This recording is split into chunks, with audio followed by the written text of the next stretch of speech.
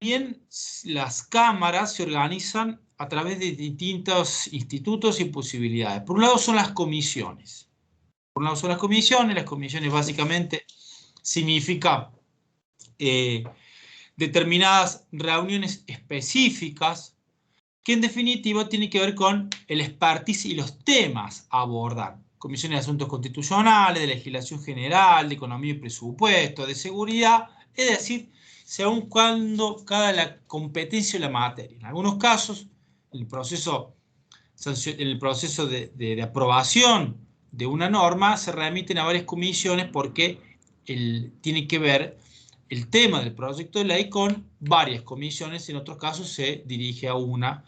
Y además, muchas veces implica las comisiones o las presidencias de las comisiones distribuciones políticas según cada uno de los acuerdos políticos que existan dentro del oficialismo o el oficialismo con la oposición para darle la presidencia a cada uno de los diputados o senadores porque, bueno, implican discusiones relevantes y obviamente se requiere, bueno, tomar el control, digamos, y dirigir esos debates, esas discusiones en el seno de las comisiones y además la emisión de los dictámenes de las comisiones implica un hecho parlamentario trascendental porque es un paso fundamental en el proceso de aprobación de una ley.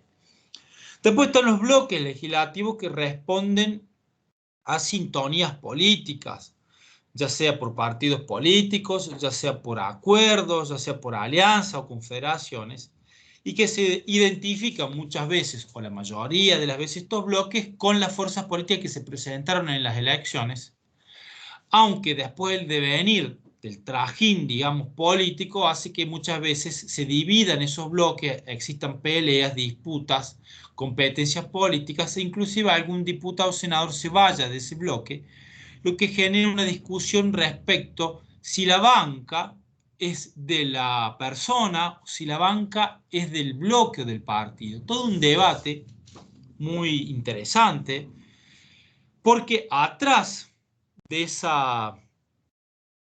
esa ida, renuncia, hay todo un movimiento político y además hay una suerte de fraude también al electorado, a la voluntad popular que quiso votar una cosa, pero que después se dio cuenta que ese legislador, una vez que asumió, bueno, toma una decisión distinta al mandato que le fue conferido. Vean ustedes aquí cómo, bueno, ¿se acuerdan del médico Borocotó? Bueno, entonces allí hay toda una, inclusive hasta una sospecha de compra de voluntad respecto a la conducta de ese legislador. También las incompatibilidades, es decir, ¿qué puede ser, digamos, y hacer un legislador mientras cumple con su mandato? Bueno, hay incompatibilidades en el ámbito público, es decir, por ejemplo, para ser ministro deberá renunciar a su banca. Los eclesiásticos ni los gobernadores podrán ser miembros del Congreso si no renuncian, digamos, a sus funciones. Y después están incompatibilidades, o existen incompatibilidades privadas, es decir, con funciones públicas del legislador con las privadas, básicamente evitar conflictos de interés, es decir, que en el ejercicio de su función no generen un beneficio, un privilegio, alguna ventaja, ¿sí? Por lo tanto, allí hay un claro conflicto de intereses y eso es lo que no está querido por el texto constitucional. Fíjense en ustedes que rige la ley de ética pública donde establece todo un catálogo de incompatibilidades, inhabilidades también de los funcionarios públicos y básicamente es para garantizar o buscar la transparencia y la ética pública, es decir, evitar, disminuir riesgos, cuestionar, ¿sí?, actos de corrupción. Es decir, toda normativa que tiende a la transparencia pública.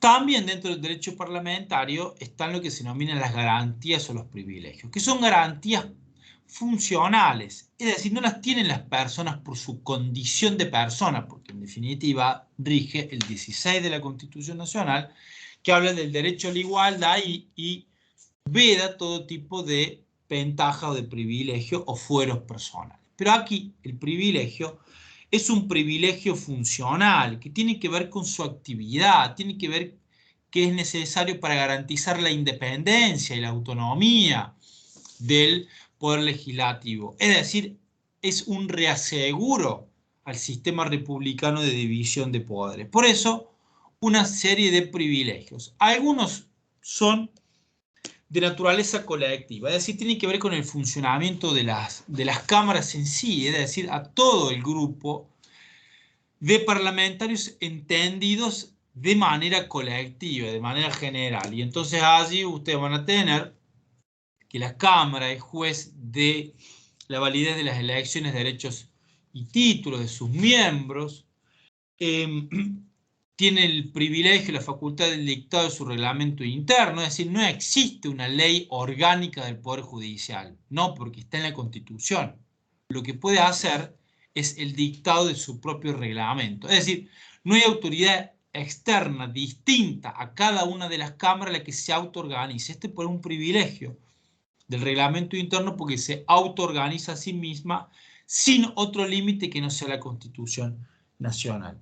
Corrección, remoción, exclusión y aceptación de la renuncia de sus miembros, es decir, una especie de juicio político interno a cada uno de los legisladores con la posibilidad de excluirlo, es decir, removerlo.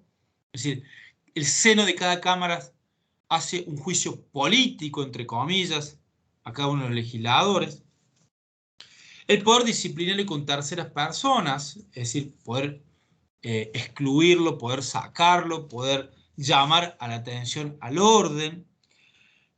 La posibilidad de solicitar informes al Ejecutivo y una facultad implícita de la promoción de comisiones investigadoras en el seno de cada una de las cámaras, lo que se ha dado muchas veces también, con decisiones políticas, pero también jurídicas, y muchas veces se investiga y después se remiten informes al Poder Judicial para la continuación de una causa. No cumple funciones penales, pero sí funciones de recabar información. Y las garantías individuales, inmunidad de opinión, ninguno de los miembros del Congreso puede ser acusado, interrogado judicialmente, ni molestado por los dichos que diga al momento del debate o en ocasión o con motivo de sus funciones o vinculado a algún tema que se esté debatiendo.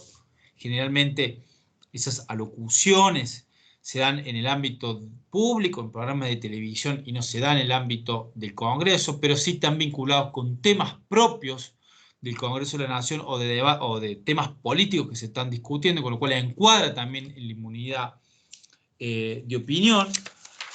Inmunidad de arresto, es decir, que no puede ser arrestado, salvo delito infragante, es decir, que se lo advierta en el momento de la comisión del delito.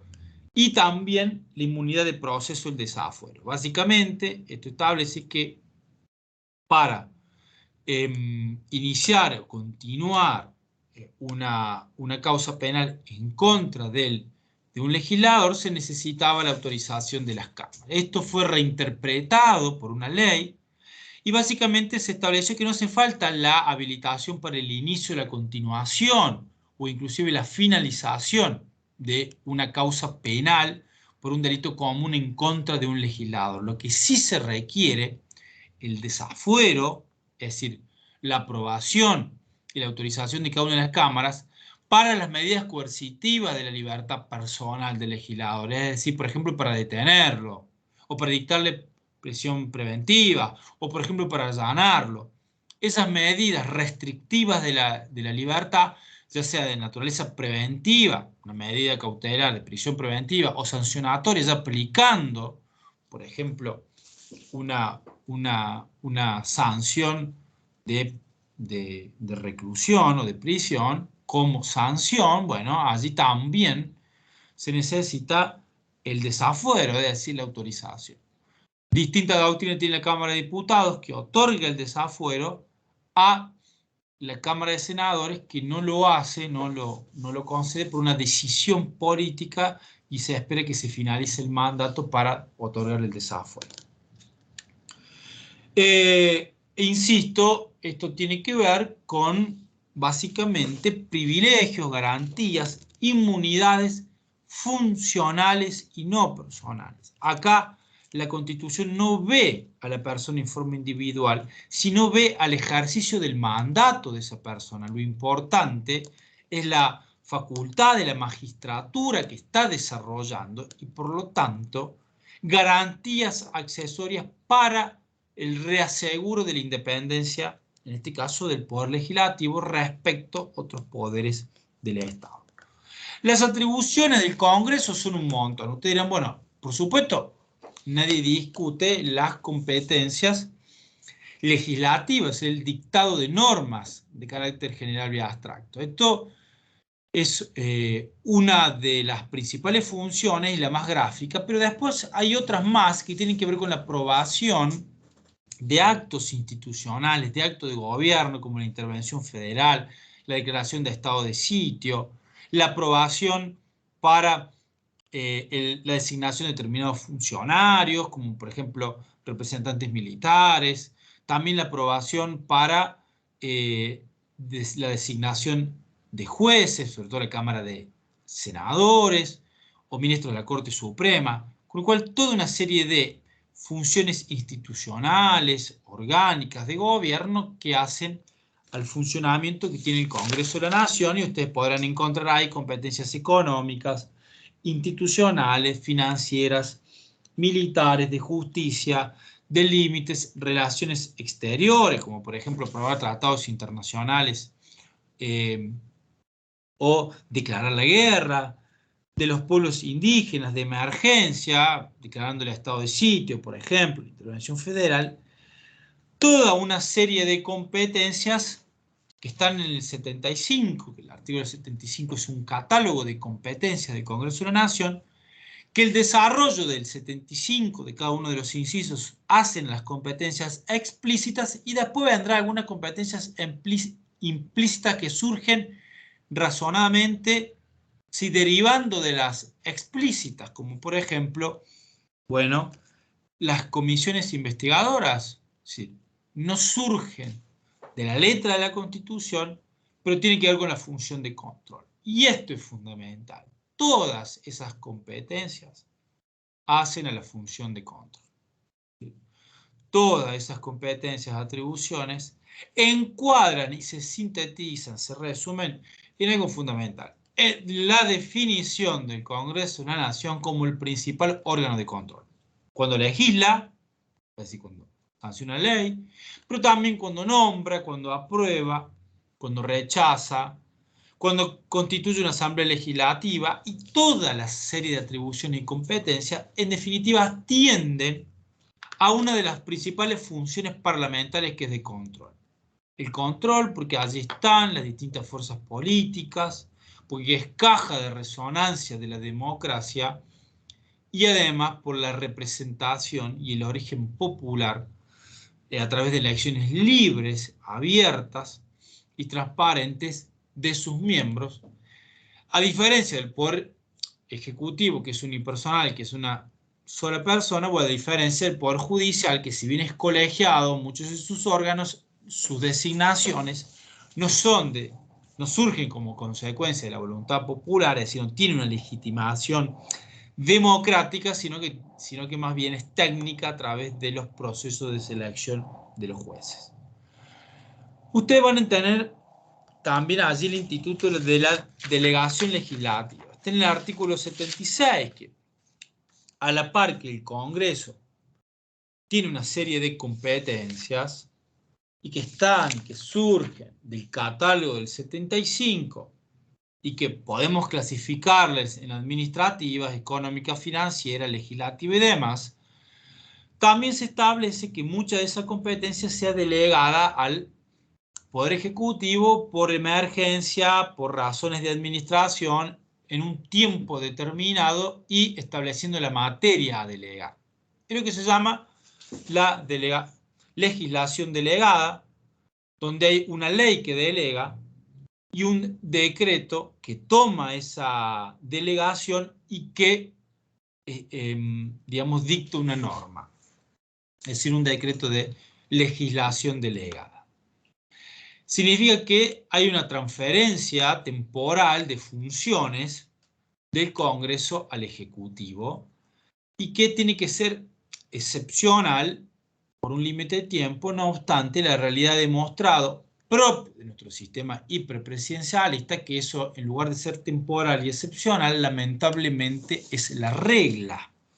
Es decir, que se hace con habitualidad.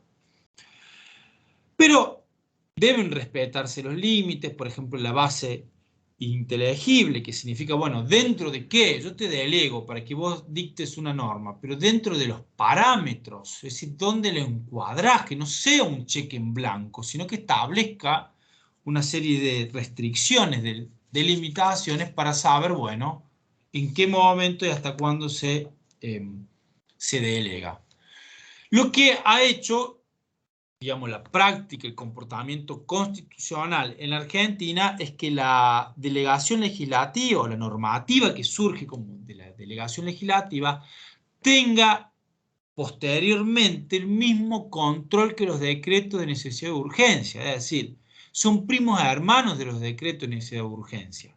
Mientras el decreto de necesidad de urgencia se dicta, digamos, por iniciativa y decisión del presidente de la Nación, en razones de urgencia y con determinados límites, la legislación delegada es un renunciamiento del Congreso temporal a favor del Ejecutivo. Pero en definitiva, en los hechos, hay un denominador común y que en ambos casos el Ejecutivo asume funciones que naturalmente no las tiene. Y por eso existe un procedimiento especial de Contralor que es muy amplio y muy flexible, lamentablemente, que se da a través de la ley 26.122 que regula el control parlamentario posterior. Primero se dicta y después se controla.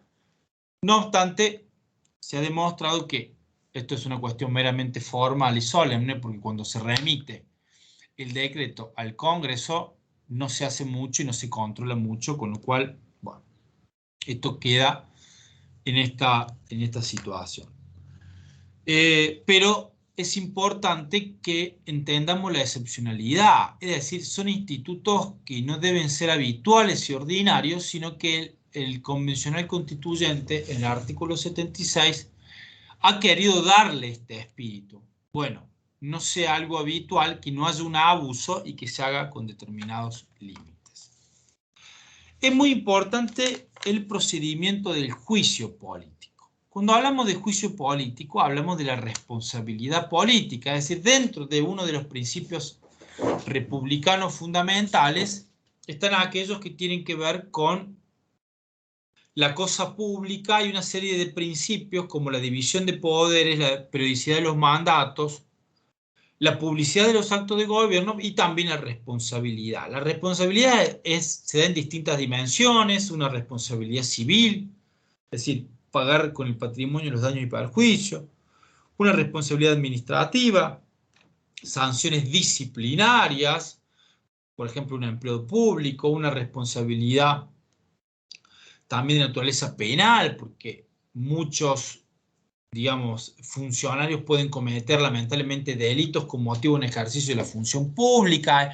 Hay tipos penales especiales como cohechos, dádivas, malversación de fondos públicos, defraudación a la administración pública, todos tipos penales que se piensan que lo hacen los funcionarios, o sea, se dan pensando que allí los funcionarios son los sujetos activos y los sujetos pasivos es el Estado y la administración toda. Y entonces tienen que ver con la corrupción, la responsabilidad penal. Pero también está la responsabilidad política, que es una responsabilidad de política, significa que son los órganos políticos los que resuelven esa responsabilidad y tiene como principal efecto finalizar, excluir, dar por terminado un mandato o un cargo de un funcionario público. Y lo hace, la evaluación, otro órgano político, sí, con criterios políticos. Y así entonces ya una de los causales o de las posibilidades de responsabilidad política es, por ejemplo, la remoción, exclusión que cada uno de los legisladores hace respecto al otro de la Cámara. O el levantamiento de los fueros. También hay una suerte de interpretación y responsabilidad política.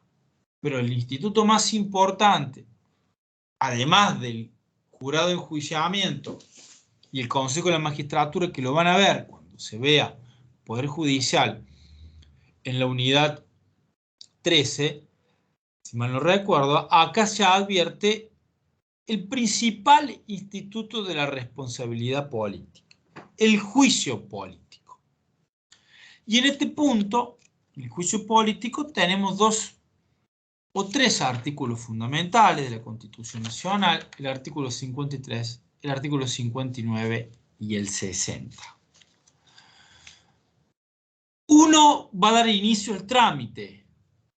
¿Quién acusa? ¿Hacia dónde se acusa? Es decir, ¿quién eleva los cargos? Si hablamos de derecho de defensa, bueno, ¿quién eleva los cargos? ¿Quién acusa? Y entonces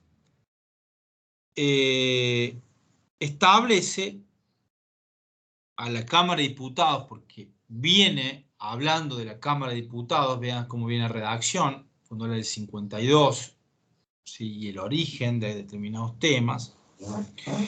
Habla de la Cámara de Diputados y dice que ella ejerce el derecho de acusar ante el Senado, es decir, la Cámara de Diputados acusa ante el Senado al vicepresidente, al presidente, al jefe de gabinete, a los ministros y a los ministros de la Corte Suprema. Es decir, son causales taxativas, son causales preestablecidas y solamente a determinados funcionarios, presidente, vicepresidente, jefe de gabinetes, ministros del Ejecutivo y ministros de la Corte Suprema. A toda esta gente la evalúa. ¿Qué la va a evaluar? ¿En términos de qué? Bueno, mal desempeño o delito en el ejercicio de funciones o crímenes comunes. Son 3 las causas. Mal desempeño, se han hecho las cosas mal. Delitos realizados en el cargo o con motivo de la función o crímenes comunes, dice, es decir, delitos comunes. Y entonces acusa ante el Senado, con una mayoría agravada, 2/3 partes de los miembros presentes. Entonces se inicia en la Cámara de Diputados, acusa y resuelve la Cámara de Senadores. Dice el artículo 59 que al Senado corresponde juzgar en juicio político a los acusados por la Cámara de Diputados, debiendo sus miembros prestar juramento para este acto. Cuando, y ahí hay una particularidad, cuando el acusado sea el presidente de la Nación, el Senado deberá estar presidido por el presidente de la Corte. ¿Por qué? Y bueno, claro, porque si se va a resolver la Cámara de Senadores y el vicepresidente es el presidente natural de la Cámara de Senadores, puede tener una intencionalidad, porque si va a remover al presidente, él va a asumir como presidente de la nación. Con lo cual, para evitar ese tipo de suspicacias, de lectura y de incompatibilidades y de conflicto de intereses, porque puede tener un interés el vicepresidente de sacarlo al presidente para él ser presidente de la nación, entonces se va a estar presidido por el ministro, el presidente, perdón, de la Corte Suprema de Justicia de la Nación. Y entonces, ¿quién juzga? El Senado. Es decir, ¿quién resuelve? Acá nuevamente resuelve y declara culpable de la responsabilidad política, es decir, culpable no de delitos penales, sino culpable de la responsabilidad política por la cual se va a remover, es también con las 2/3 partes de los miembros presentes. Y el artículo 60 establece que su fallo no tendrá más efecto que destituir al acusado y aún declararle incapaz de ocupar ningún empleo de honor, de confianza o a sueldo de la nación. Con lo cual, el efecto es la destitución. La responsabilidad política, el principal efecto es la remoción o destitución, es decir, excluirlo, darlo por finalizado en el ejercicio de su mandato. Si fuese temporal, por ejemplo, el presidente de la Nación 4 años, o si fuese atemporal, es decir, mientras dure su buena conducta, como los ministros de la Corte Suprema. Pero se finaliza. A partir de allí no continúa. Y después seguirá la instancia judicial en los ámbitos que correspondan. Después estará sometido a la justicia penal ordinaria, por ejemplo. Así lo dice el artículo 60. Dice, pero la parte condenada quedará no obstante sujeta a acusación, juicio y castigo conforme a las leyes ante los tribunales ordinarias. Es decir, doy por finalizado el mandato, después si hay una causa penal, después si hay una causa civil, administrativa, lo que sea, bueno, eso corre por el carril necesario que no tiene que ver con el juicio político, que básicamente es un instituto que canaliza la responsabilidad política encuadrado en el ámbito del Congreso como órgano de control. Por eso es importante siempre entender esto, que atrás de todas esas instituciones hay una fundamentación de entender el Congreso como órgano de control. Procedimiento. Profe, Sí, ¿puedo hacer una consulta en sí, base a este tema? Porque yo lo escuchaba y leía el material y recuerdo, tengo entendido, tal vez me equivoque, que Julio De Vido tuvo un juicio político donde fue destituido. no, juicio debido tuvo un proceso de desafuero. Ah, ok, Entonces lo habilitó para que tuviese un proceso penal y después su mandato finalizó, digamos. bien, porque la pregunta que se me ocurría, que pensé que aplicaba en el caso de De Vido, es ¿qué ocurre cuando una persona tiene un juicio político, queda inhabilitado para ejercer la función pública y el carril del juicio, sea civil, penal, lo da él como eh, favorable, digamos, como que no es culpable? Puede pasar de que te destituyan, puede pasar que la destitución te inhabiliten para cargos públicos, pero eso no quiere decir que después vos no salgas absuelto en sede penal, porque son dos responsabilidades distintas con varas y con criterios de evaluación distintos. Una es que, por ejemplo, ejerciste mal tu función y por tanto se te evalúa tu función. Y otra distinta es que hayas cometido delitos penales en tu función y que haya generado causas penales, que a la postre terminaron finalizando, extinguidas por sobreseimiento, que hasta absuelta. Bueno, pero eso no quita la responsabilidad política, porque en la responsabilidad política se valora políticamente que fuiste un mal funcionario, que cumpliste mal tu mandato, o que estabas severamente sospechado de delitos. Y esa sospecha ya significa que esa persona es inconveniente para que Claro. continúe en el mandato, o por lo menos los órganos competentes de llevar a cabo esa responsabilidad política entienden que en ese caso es inadecuado para la República, para la nación, para la transparencia, para los valores que se quieren inculcar, de que esa persona continúe.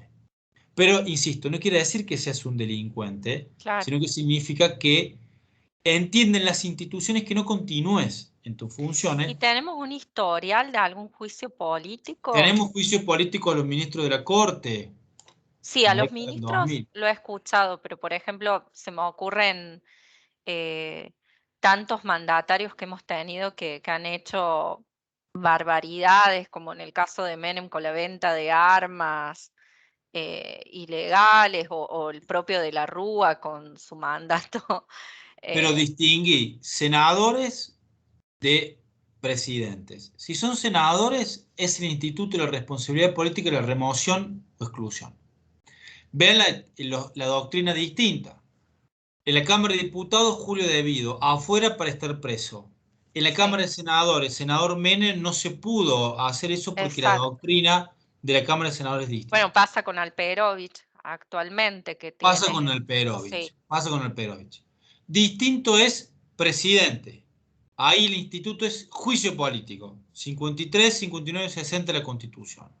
Presidente que ejerce sus funciones. Bueno, no hay casos o hay muy pocos casos a nivel del derecho comparado de juicio político a un presidente. Eh, bueno, en Brasil Hay casos. Sí, Y hay sí, casos en Argentina no de presidente, vice, jefe de gabinete o ministros, sí de ministros de la Corte. ¿Por qué no hay caso de los otros? Básicamente porque cuando hay un cuestionamiento político y ya se sabe que se obtiene esa mayoría, renuncian antes. Si claro, el presidente vice, se cae el gobierno, como de la Rúa. Entonces estamos en una situación de cefalia, directamente renuncian. O si hablamos de jefe de gabinete o de ministros, hay una presión política que significa que el presidente o estos funcionarios presenten la renuncia o el presidente les pida la renuncia, pero no llegamos a la instancia de juicio político. claro. O como en el caso de Alperovich, que está de licencia. Bueno, pero eso es un senador, no es un Claro, ministro ni un jefe de sí, ministro. sí, ¿Eh? ¿Está clara la comprendo. diferencia? Sí, profe, sí, Supónete, sí. supónete que en el caso, no sé, del jefe de gabinete, que se me fue el nombre. Ay, Marcos Peña, Santiago Cafiero. Cafiero, suponete Cafiero, no lo quieren más. Entonces hay un acuerdo entre el Frente Todo y Juntos por el Cambio de sacarlo. Cuando, cuando el presidente de la Nación entiende que eso puede suceder, advierte que ¿para qué someterlo a un juicio político? Directamente se va antes.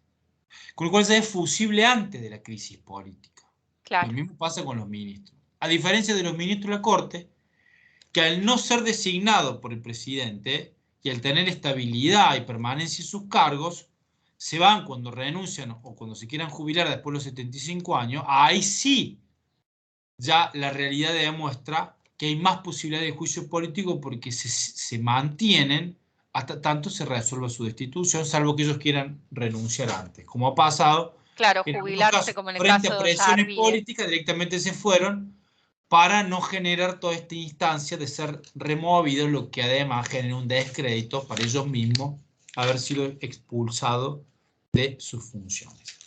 ¿Está claro esto, Sí, profe. Ángeles? Sí, sí. Sobre todo la separación entre individuo-cargo, que por ahí no me quedaba claro. Sí, sí, profe. Gracias. Por eso, digamos, una persona cumple, si se quiere, varias funciones o sus conductas tienen varias derivaciones distintas según el encuadramiento. Por eso puede ser político, puede ser penal, etc. Muchas veces pasa que la praxis política hace que todos estos institutos no se den en la realidad. Porque si se dan, los costos políticos son muy altos y además peligran la institucionalidad de la nación. Si, imagínense ustedes en Argentina con, digamos, con la fragilidad de las instituciones que tenemos, si va a someterse a juicio político un presidente de la nación o un vice. Eso no se da porque la crisis es de tal envergadura que no se llega a esa instancia, hay que resolverlo antes al tema. Porque lo contrario, tenés en vilo a toda una nación con las consecuencias políticas, económicas, sociales, civiles, etcétera, de tener a un presidente de la nación sometido a un proceso de juicio político, que genera una gravedad institucional de tal manera que peligra las instituciones democráticas en sí mismos, no ya el cargo del presidente de la nación. Por eso, muchos de estas hipótesis que avalan estos institutos se resuelven de otra manera con acuerdos políticos u otras decisiones, lo que es demostrativo del devenir, digamos, de la política y de la marcha, ¿sí?, de las instituciones democráticas. Van a tener allí también aspectos vinculados al trámite de sanción, de aprobación de una ley, básicamente con 4 etapas. Una primera etapa de iniciativa legislativa, quien presenta ese proyecto. La iniciativa legislativa la tienen los senadores y diputados, también la tiene el Poder Ejecutivo Nacional, es el presidente de la Nación, y también existe la iniciativa legislativa popular o la iniciativa popular que la tiene el pueblo a través de lo que se denomina un instituto de democracia semidirecta o semi-representativa, es decir, cantidad de votos respaldando un proyecto de ley. Y cada uno de estos senadores o diputados con iniciativa legislativa presentan un proyecto de ley en su Cámara, pero que ese proyecto de ley de esa temática puede entrar indistintamente por cada una de las cámaras. Por ejemplo, un tema de seguridad o un tema social. El diputado lo presenta en su Cámara de Diputados o el mismo tema lo presenta un senador en su Cámara de Senadores. Es decir, de forma indistinta. Pero hay temas que la Constitución Nacional ha querido que ingresen por una de las cámaras y lo que está fundado en la temática. Por ejemplo, la cuestión de contribuciones o reclutamiento de tropas, dice el artículo 52, ingresa a la Cámara de Diputados porque es un tema que tiene que ver con el pueblo, es decir, entendido la nación toda. En cambio, por ejemplo, la ley de coparticipación, conforme al artículo 75, inciso segundo de la Constitución Nacional, ingresa por la Cámara de Senadores. ¿Por qué? Porque la coparticipación hace los intereses de la provincia. Entonces, ingresa por allí porque implica el reparto de recursos económicos entre nación y provincia.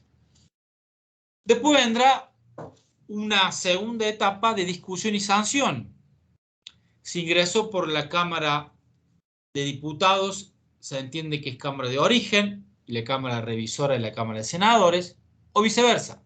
Si entró por el Senado, la Cámara de origen es la Cámara de Senadores y la Cámara Revisora es la Cámara de Diputados.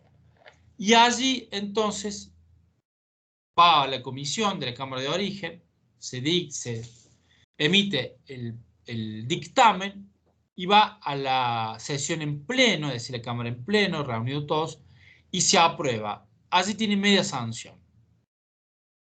Por supuesto que si es uno de aquellos proyectos que se necesita mayoría grabada, esa media sanción deberá tener la mayoría grabada, mayoría absoluta, 2/3 partes de los presentes, 2/3 partes de la totalidad, para que efectivamente tenga esa media sanción y allí entonces se tenga que contabilizar cuáles son los votos.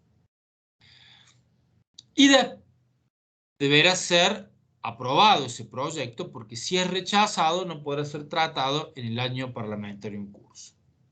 Pero si tiene medias sanciones aprobado, va a la Cámara Revisora, será Senado, Diputados, según donde entro.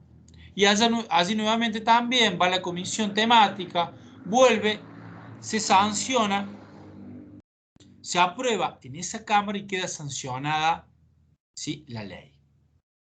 Pero puede suceder de que la Cámara Revisora tome una conducta distinta. Puede suceder que la modifique, puede suceder que la rechace. Con lo cual, allí tiene la posibilidad de la Cámara de origen de insistir con una mayoría agravada. Si la insistencia con una mayoría agravada, ustedes van a encontrar en nuestros apuntes todas las distintas alternativas que se dan de insistencia, según la mayoría de cómo fue aprobada en la Cámara Revisora y demás. Lo importante es que la insistencia debe darse con una gran legitimidad, es decir, con un consenso, para que después pase a la tercera etapa, que es la etapa de la promulgación. Sancionada entonces, con media sanción y una sanción definitiva, Cámara de origen, Cámara Revisora, rechazo o modificación e insistencia, si es que se da por la Cámara de origen, va al Poder Ejecutivo Nacional para que él pueda también intervenir dentro de sus competencias colegislativas, porque esto es fundamental para entender que en el andamiaje de la arquitectura institucional de nuestros representantes también el Poder Ejecutivo tiene funciones colegislativas, es decir, participa, interviene en el proceso, en la praxis de la toma de decisión para el dictado de una ley. Puede promulgarla, opción A. Entonces está de acuerdo, va al boletín oficial para ser publicada. Opción B, puede vetarla y allí puede vetarla total o parcialmente. Si la vota totalmente, tiene que volver al Congreso para que cada una de las cámaras insista. Y será promulgada y será ley si cada una de las cámaras insistiere con la mayoría grabada. Pero puede haber un veto parcial. Alguna parte sí, otra no. No. Entonces, si lo que no es vetado tiene independencia, autonomía como proyecto de ley, pasa a ser publicado. Y después se deberá insistir en aquellos que ha sido vetado, en aquella parte del proyecto que ha sido vetada, para ver si se insiste o no. Esto es fundamental porque hace al control mutuo. Si el presidente de la nación veta total o parcialmente una ley, ejerce una especie de control sobre el Congreso de la Nación. Si el Congreso de la Nación insiste, vuelve a ejercer una suerte de control y de limitación y restricción, poniendo o revisando lo que resolvió el Ejecutivo. Fíjense cómo los procesos de toma de decisiones son controles mutuos que se dan y en donde implican todos procesos de toma de decisiones interjurisdiccionales complejos, es decir, interjurisdiccionales interorgánicos, complejos porque intervienen varios órganos asintiendo, consintiendo, generándose acuerdos y que por lo tanto en definitiva generan síntesis de toma de decisiones que van a estar sustentadas y respaldadas por los consensos, las fuerzas políticas, en definitiva la legitimidad política y representativa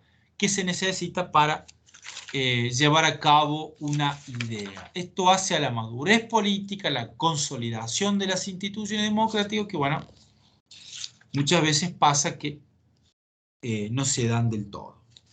Y la cuarta etapa es la etapa de publicación.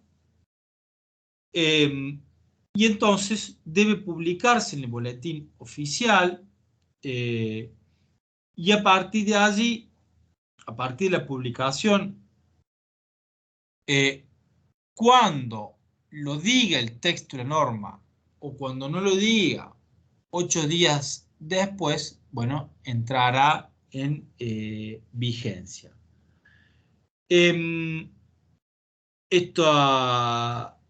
Este boletín oficial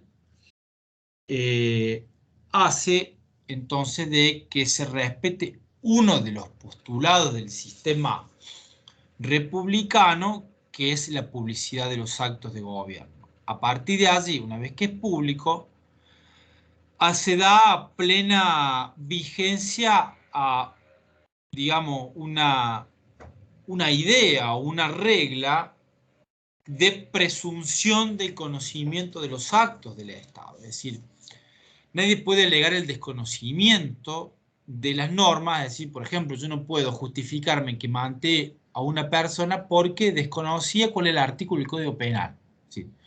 Hay una presunción que no admite prueba en contrario de que las personas deben conocerla la norma. Y esa presunción se da justamente a través de la publicidad, porque si fuese secreto no actuaría esa presunción. Es decir, nadie puede alegar su propia torpeza al desconocimiento o la desinformación de una norma que justifique el incumplimiento. Obviamente, deberá entonces publicarse para que tenga virtualidad y eficacia esa presunción. La publicación es fundamental y ahora tomó más cuerpo en la época de la pandemia, con los decretos de urgencia, las restricciones, las flexibilizaciones, donde se esperaba, bueno, cada 15 días cuál era la letra del DNU para saber, bueno, si mi actividad que yo ejerzo diariamente estaba comprendida en alguna restricción en alguna medida sanitaria, por un lado, en épocas que se iba cerrando todo, o en épocas de amplitud, de apertura, si mi actividad estaba comprendiendo una flexibilización. Fíjense la importancia de la publicidad, porque además esto es electrónicamente, y entonces muchas veces, lamentablemente, se esperaba hasta último momento, casi las 12 de la noche, cuando entrara en vigencia el decreto, un minuto después, porque hasta último momento se negocia la letra de ese decreto de necesidad de urgencia respecto a qué está abierto, qué está cerrado o cómo se hace. Bueno, esto es una cuestión muy compleja. Fue vertiginosa la normativa en pandemia, porque bueno, mucha normativa, muchas decisiones, mucha contradicción, lamentablemente. Es decir, la emergencia sanitaria ha hecho que se caiga en permanentes contradicciones. Pero bueno, fíjense la importancia que tenía la publicidad, porque bueno, hasta tanto no esté publicado un determinado decreto de necesidad de urgencia, no puede empezar a aplicarse y por lo tanto no se puede exigir. Si a un comerciante no le dejas abrir, bueno, tenés que publicar ese decreto porque de lo contrario nadie se puede sentir obligado a acatar una norma que no tiene la difusión necesaria y la publicidad en los boletines oficiales. ¿Está claro esto? Sí, profe.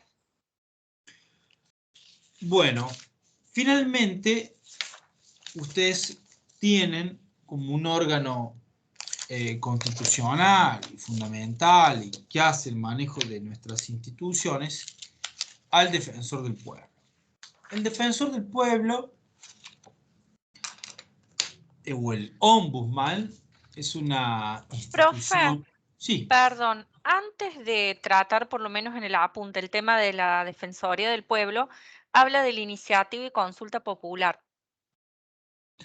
sí, la iniciativa popular es un instituto de democracia semidirecta, semirepresentativa, que está dentro también de los derechos políticos, porque esto hace también al artículo 40 de la Constitución Nacional, de la posibilidad de que pueda el pueblo expedirse sobre un proyecto de ley. Y de hecho, existieron iniciativas populares en Argentina a través de sí, hay que juntar una cierta cantidad de porcentaje de firmas del padrón que avale esa propuesta. Por eso digo que la iniciativa popular es una de las alternativas de la iniciativa legislativa, así como la tiene el presidente de la Nación, así como lo tienen los legisladores. Pero es una iniciativa para presentar un proyecto. Esto no quiere decir que el Congreso esté obligado a tratarlo, o mejor dicho, está obligado a tratarlo, pero no está obligado a dictar una norma de esa manera. Es decir, está obligado a darle trámite, pero no a aprobarlo o aprobarlo de qué manera, porque puede hacer modificaciones. Iniciativa legislativa.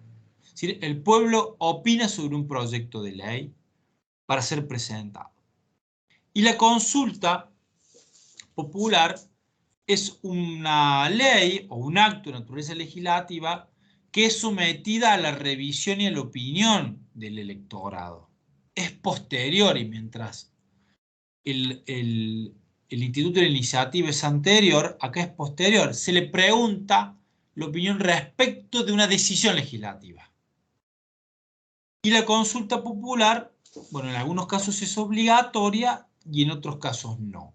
Es decir, en algunos casos se hace porque se quiere saber y en otros casos es obligatorio porque se necesita normativamente recabar esa opinión, como por ejemplo cuando en el nivel local se modifica la Carta Orgánica Municipal a través de la enmienda y uno de los pasos de la enmienda es que sea ratificada por consulta popular.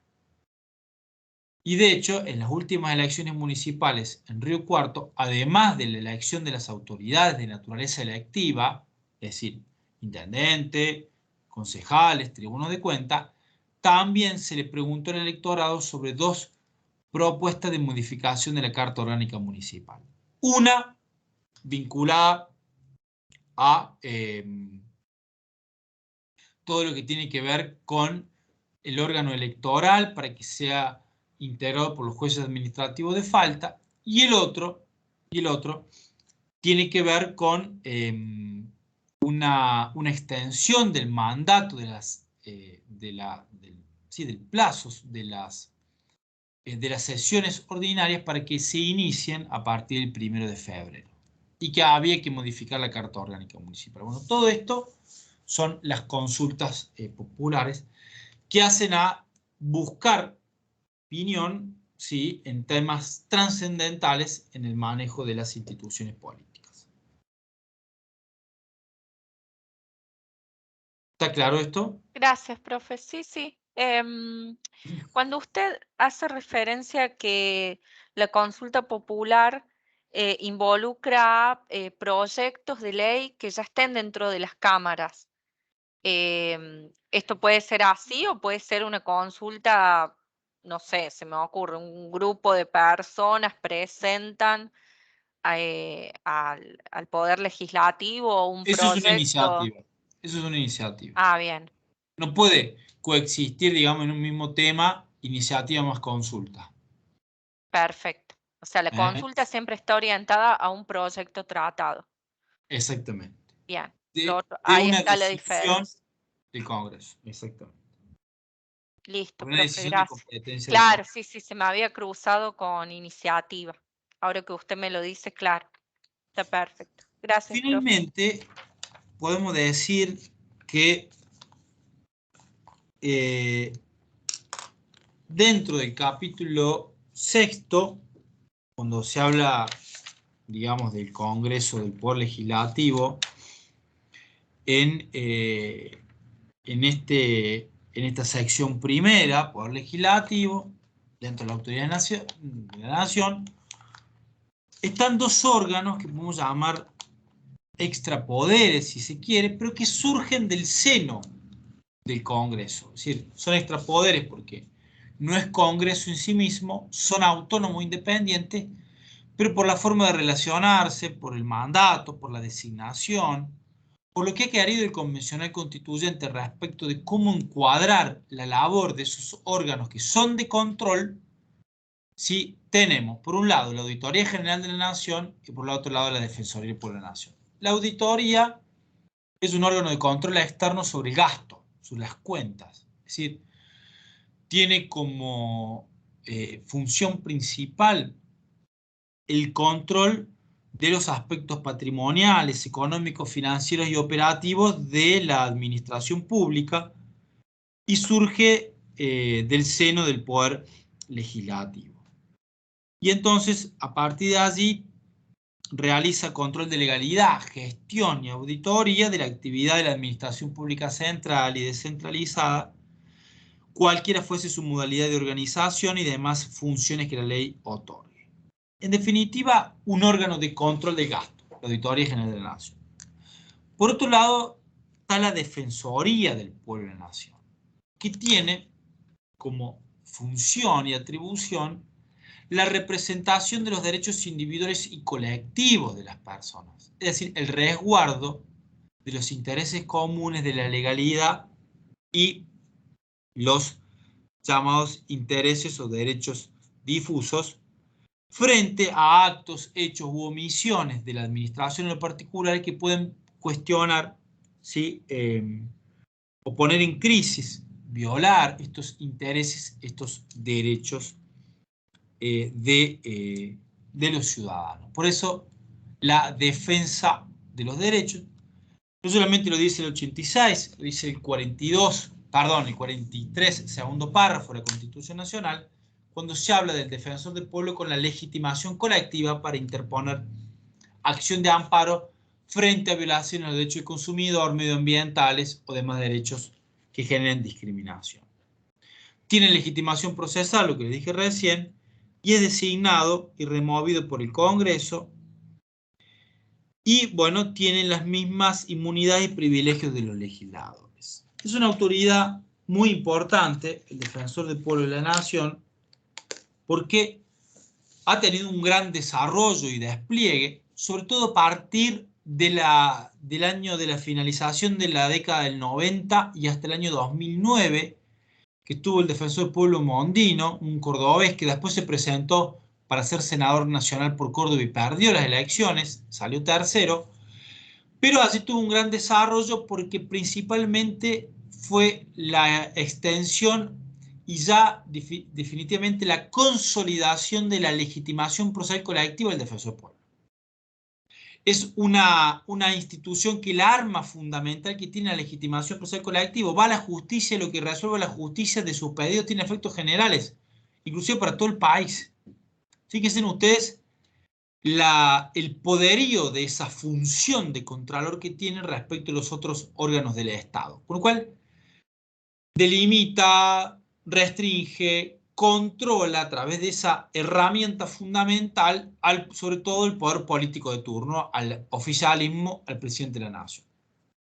Cuestión de que a partir del año 2009 no se tiene defensor del pueblo designado, no hubo acuerdo, e inclusive no hubo voluntad política en nuestra Argentina, porque obviamente designar un defensor del pueblo significa renunciar y correr riesgo de que te controle. Por lo tanto, no hubo una voluntad real por ahora de designarlo.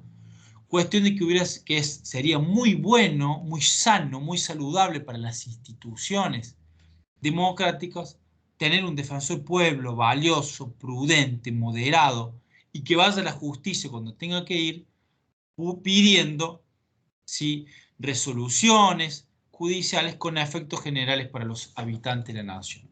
Esto es fundamental, pero no es casual desde que hace por lo menos 12 años el cargo está vacante, justamente está vacante 12 o 13 años. Está vacante porque, claro, nadie quiere ser controlado y entonces, bueno, ¿Es todavía un tenemos... cargo que el Ejecutivo nombra o de quién depende? Esto está en el artículo 86, lo nombra el Congreso de la Nación. Dice, es designado y removido por el Congreso con el voto de las 2/3 partes de los miembros presentes de cada una de las cámaras. Y es designado y removido por el Congreso, pero como es un órgano de control, es a propuesta de la oposición. Entonces, Claro. es la oposición la que presenta un defensor del pueblo. Algo esto empezó a moverse en la época de Macri, cuando el peronismo, un sector del peronismo no kirchnerista, tenía algunos nombres en carpeta y estaba generando los consensos para el nombrar un defensor del pueblo. Cuestión de que después ya esto no se avanzó y allí quedó. Es a propuesta de la oposición porque justamente controla al oficialismo. Ya insisto, designado y removido por el Congreso. Por eso está en el capítulo o en la sección que habla del Poder Legislativo y de allí surge esta autoridad. ¿Está claro esto? Sí, profe.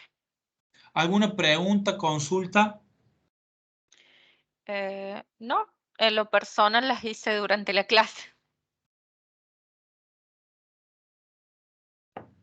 ¿Alguna alumna, algún alumno más que quiera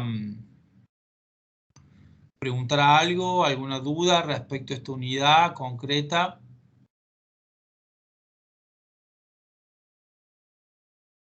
Profe, en el chat, Ollero Francisco, pero antes de comenzar la clase, Sí. preguntó si esta iba a ser una clase de continuidad Sí, del perdón, no lo vi. apunte o si era de consulta. A lo mejor no sé, no sé No si lo vi. sigue. Esta es ahora, profe, hoy es la clase de consulta o seguimos con las unidades. No, esta es una clase de unidad, no es de consulta. Finalizamos la unidad 11 y mañana es el primer parcial, sin perjuicio de que a lo largo del